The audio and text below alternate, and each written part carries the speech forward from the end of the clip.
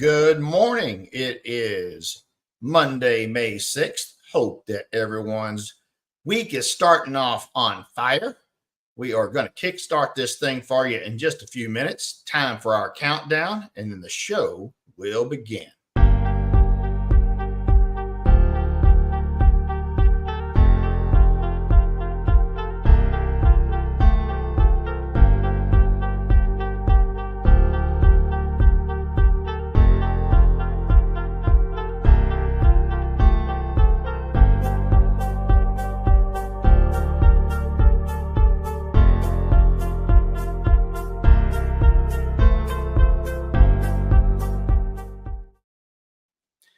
All right, everybody. Thank you for joining us on this week's Kickstart. My name is Harlan Pickett. It is great to have you with us today. Going to share some news stories with you, keep you updated on what's going on in our industry as we do every single week. After years of being in this industry, I really came to realize that if you don't know what's going on in your industry, it's hard to do the best for your clients. So I feel it is my duty to help educate everyone every single week, keep you up to date so that we can all do what we need to do to help change the access to healthcare and make things better for everyone. But you got to know what's going on. So sometimes our stories have to do with that. Sometimes they do not. But we're going to start off this week talking about what a great time we had over at Benefits Pro in Denver. A great overall event. Paul Wilson and his gang did a heck of a job putting that thing together. And of course, we would absolutely be remiss if we did not say congratulations to our friend Chelsea Rikas, who was named the Advisor of the Year out there at Ethos Benefits there in Florida.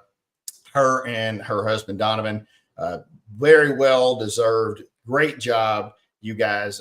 It's been a pleasure to kind of get to know you guys. We've met at a few other conferences, had some great conversations. Love what you guys are doing out there.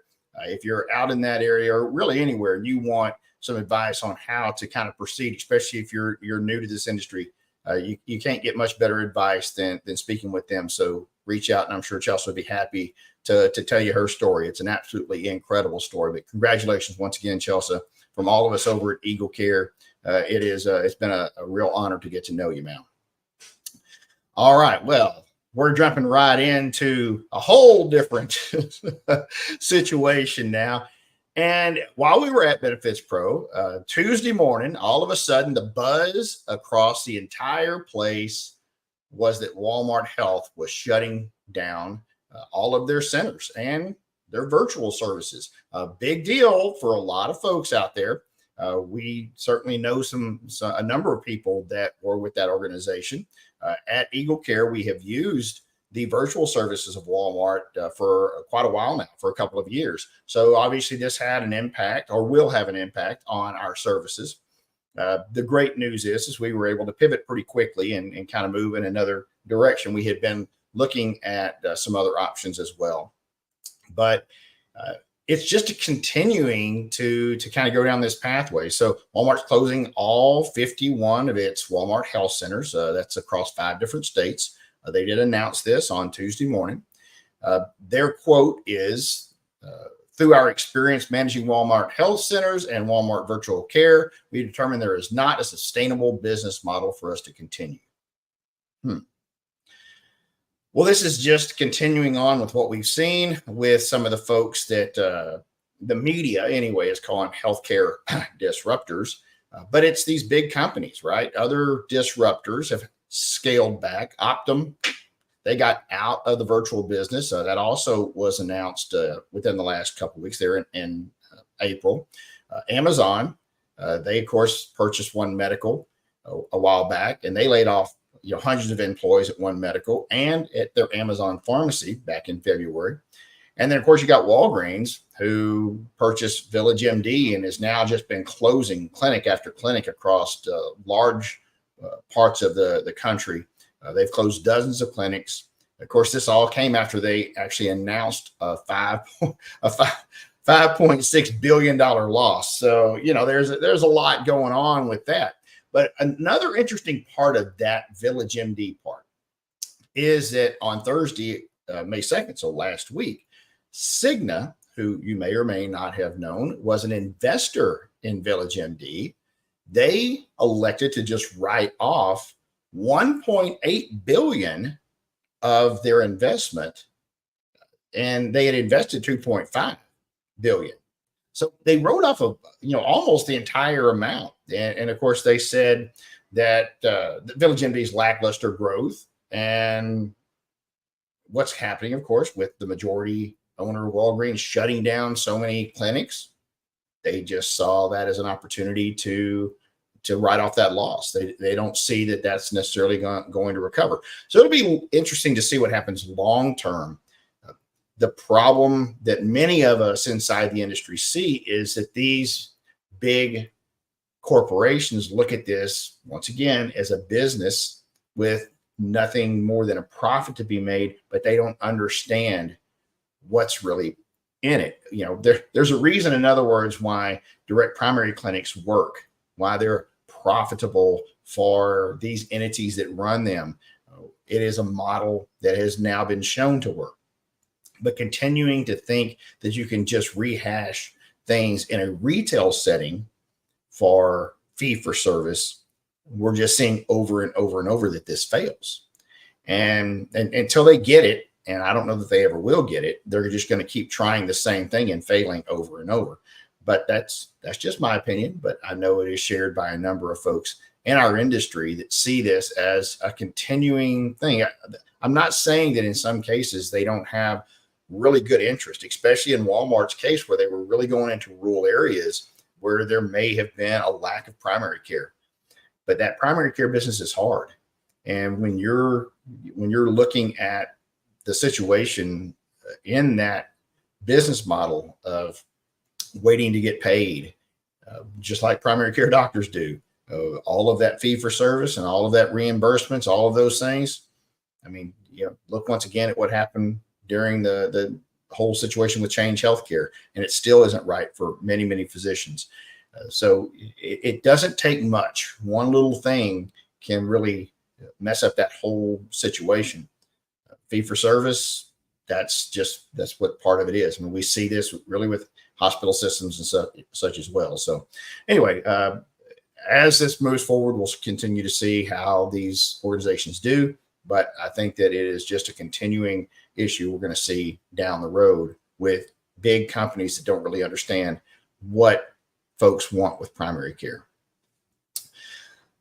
All right. We have talked in the past about the situation that folks find themselves in of not knowing what quality looks like, even so much as where do I go for different services? And if I need a hospital, how do I know it's a good hospital?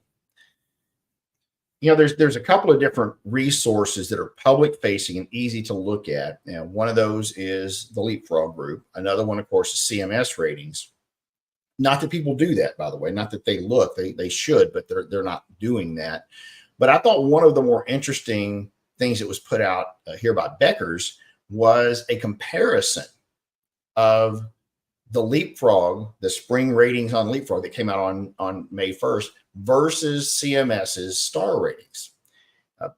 The more interesting one to me was the lows, right? So who got an F from Leapfrog with overall patient safety and infection rates and things like that versus all the different metrics that CMS uses?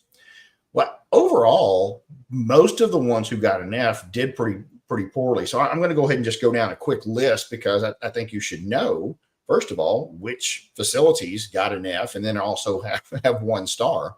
Pacifica Hospital of the Valley, that's in Sun Valley, California. They got an F and they got 1 star. Southwest Medical Center in Liberal, Kansas, 1 star, and they also got an F. Providence St. Mary's Medical Center in Apple Valley, California. They got an F, but they received 2 stars from CMS. Regional West Medical Center, and that's in Scottsbluff, Nebraska, 2 stars and an F. University of New Mexico Hospital in Albuquerque. They received an F and also 2 stars. Arnott Ogden Medical Center in El Maria, New York. That is 2 stars and an F. Erie County Medical Center in Buffalo, New York, 2 stars and an F. Mission Community Hospital in Panorama City, California. This is an outlier. They received an F, but they got 4 stars from CMF. So an F from Leapfrog, 4 stars, which is only 1 from being the highest from CMS. So there's clearly some discrepancy there. There's a patient safety issue, but it's not failing across the board on many other of the things that CMS looks at. I have not spent the time to dig into that data, but there has to be some data there that really explains why this happens. There were a couple of other Fs, Halifax Health Medical Center in Port Orange, Florida. And then there was also St. Joseph Hospital in El Maria, New York. Neither one of those actually had a star rating, but both of those did actually receive an F from Leapfrog. So an interesting dynamic there that you can look at. I think more importantly than anything else is just to understand that there are ratings out there, and you really need to know. You really need to know what's going on. Don't choose to go to a hospital. The old saying about, man, I came out sicker, or I didn't get to come out at all from the hospital, and I just went in for this. So be aware that there are ratings.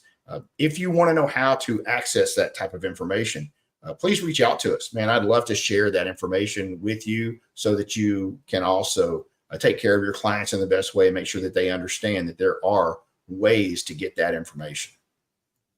All right. One of my favorite subjects to talk about, man, my wife, Kelly, loves for me to talk about HSAs.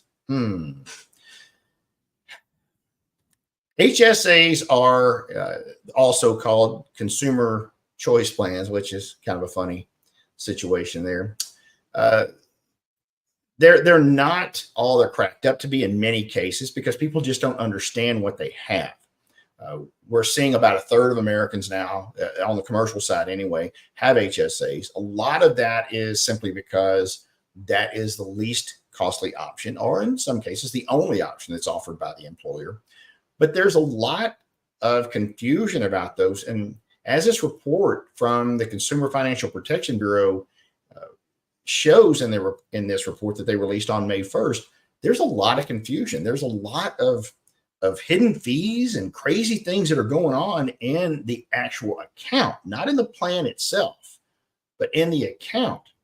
And so this report detailed the complex costs and fees that many consumers with HSAs are forced to pay. I thought this was very interesting because if you don't know what a health savings account is, let me just kind of go through what the plan is and what the account is. A health savings account is a tax advantage account that generally becomes available with a high deductible health plan. Not always, but typically if you have a high deductible health plan, you can have an HSA. Doesn't mean you have to. A lot of folks don't, but you can. Now, typically the HSA is in the form of some type of deposit account. Now, the key here is that account, or where that account is placed, is typically selected, especially in the commercial side, by the employer or the health insurance company. So an employee can make tax deductible contributions that they can be used for certain healthcare expenses. That all sounds good because then it's tax-free, right? But any contributions that are not spent can earn interest and even roll over every year. So it's not the old HSAs from the 80s and 90s whenever it was a use it or lose it. That's not what this HSA is. The problem that lies in these is that they're not really designed to benefit the consumer in many cases. Now, just in case you didn't know what those limits were for 2024, if you're an individual, you can put aside as much as $4,150, and a family can put as much as $8,300 away. However, as I mentioned, many times it's the employers who decide on which financial service provider will manage that health savings account. But remember, this is very important. The factors that motivate the employers can be very different from the employees. Okay. And then, of course, if you are trying to lure someone to your type of account and you're a provider, you're designing that HSA to compete for employers, not the employees, because they typically don't get to decide who they're going to use. So the result of that can mean that many times those consumers have surprise fees. The fund can't go with them. If they move, the fund can stay right there because it's locked into that employer. And more importantly, then really a lot of the things is they can have very low interest rate. We've seen some 1% or less, 0%. And what's that really doing for the consumer at that point in time? Because there are actually some good ones out there. If they're allowed to have a choice and they want to shop for an HSA, there are many times that they can find a really good fund. It's just unusual that it happens, unfortunately. That's one of the things that if you are putting together options for your employees, or if you're a advisor out there and you're putting together options for an employer, keep in mind that they are much better served to have choices so that they can find the type of fund that works best for them. It can be difficult. I mean, we're pouring more and more stuff on top of advisors. I mean, this role is not supposed to be easy. You're not supposed to just put the easy button. If you're doing that, then you're probably just going across doing a fully insured BUCA over and over, and that's going to get nowhere in the long run to help people truly get access to healthcare. I've never been a huge fan of HSAs simply because they put too much burden on the consumer. In most cases, they don't use it properly, and they don't realize that they still have access to all of their preventative care because it's never explained to them. They just see first dollar, and they think everything is first dollar. So once again, education is paramount in this situation. I think this report shows that out as well. All right, moving on to the first quarter BUCA revenues. That's right, the release of how much money the BUCAs made in the first quarter. And as always, stunning and not stunning at the same time. So leading, of course, in revenue is United Health Group at $99.8 billion. That's a 9% increase over last year. However, they did report a net loss of $1.4 billion. That almost brought a tear to my eye, almost. But then you actually look at United Healthcare, which of that big amount that we just talked about, their revenue was $75.4 billion. That's up 7%. And they had an income of $4.4 billion, or up 2%. So it was not all gloom and doom. There was certainly joy in Mudville around the growth of United Healthcare. Next on the list was CVS Health with a revenue of $88.4 billion. That's up 4%. And they had a net income of $1.1 billion, although that was down 48% from last year. Aetna, pretty big drop now as we go to the next one. Aetna at $32.2 billion. That is up 25%. However, they had an increase or an operating income of $732 million, which is down 60%. Cigna, which, as we talked about earlier, took a little bit of a hit on what they were doing there with Village MD. They did a write-off. A revenue of $57.2 billion, up 23%, but they had a net loss of $277 million. Cigna Healthcare, however, so that was the overall Cigna group. Cigna Healthcare had a revenue of $13.3 billion, up 4%, and an income of $1.3 billion, up 20%. Elevance used to be Anthem, $42.6 billion, up 1%. Net income of $2.2 billion. That's up 13%. Centene, $40.4 billion, up 4%, and an income of $1.2 billion, up 3%. And winding up the big guys, Humana at $29.6 billion, up 11%, with an income of $741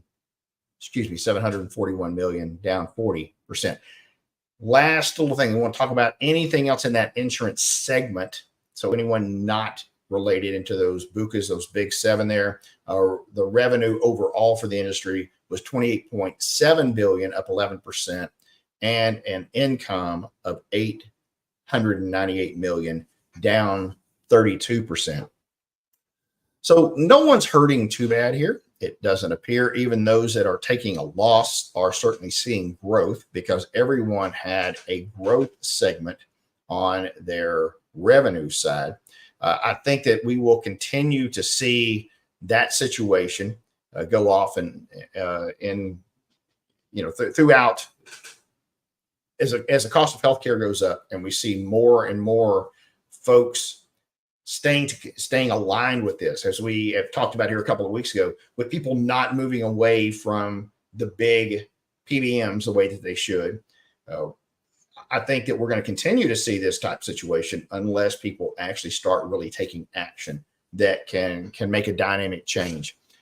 We're certainly working hard towards that. I know many of you out there are working hard towards that, to try to bring better options out there for folks.